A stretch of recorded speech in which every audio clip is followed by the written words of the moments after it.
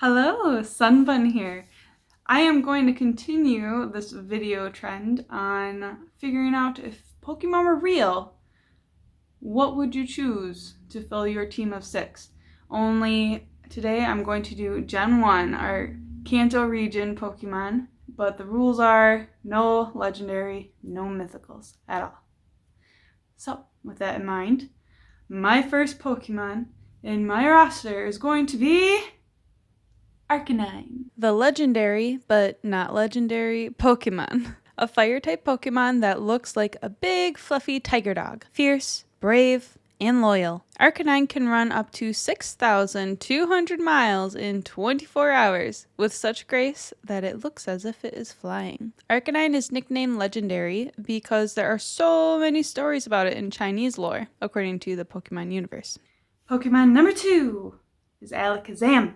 The Psy Pokemon, a psychic type that can Mega Evolve. Alakazam wields one silver spoon that acts as amplifiers for psychic abilities in each hand. The spoons are made using its psychic abilities and may be given to someone as a sign of trust. Fun fact about the spoons, they make anything you can eat with it taste delicious. It is said that Alakazam has an IQ of about 5,000 and can memorize everything. This is because the brain cells multiply continually until death. Pokemon number 3 is Gyarados. The atrocious Pokemon, a water flying type that can Mega Evolve and change into a water dark type. Gyarados' fangs are so hard they can crush stones with them, and its scales are harder than steel. Gyarados have such a wicked temper that they are known to show up in times of conflict and destroy the surrounding area. This rage is so aggressive that its rampages can last up to a whole month. Fun fact about Gyarados, according to James from Team Rocket, Gyarados gather together each year to lay eggs. I think Gyarados looks like a grumpy and energetic guppy, and therefore is kind of cute. Pokemon number 4 is Raichu.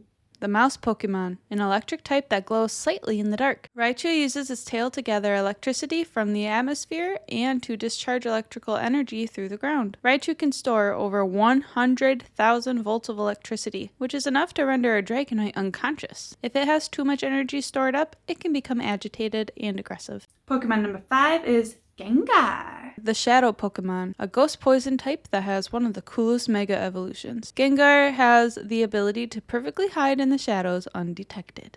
Its mischievous behavior is something I jive with, but it can be malicious. Gengar can fly and possess people and Pokemon. It has been known to be loyal to a trainer who treats it well, which I would, so I wouldn't be concerned about it being nasty to me and those I want to protect. Gengar is also a heat sink, which means it cools the temperature by nearly 10 degrees Fahrenheit. This makes Gengar my perfect buddy if we move south like my husband and daughter wish for. I am meant to be camouflaged with snow and therefore do not do the best the closer to the equator I get. So with Gengar by my side, I'll be chilling just fine. Pokemon number 6 is Venusaur.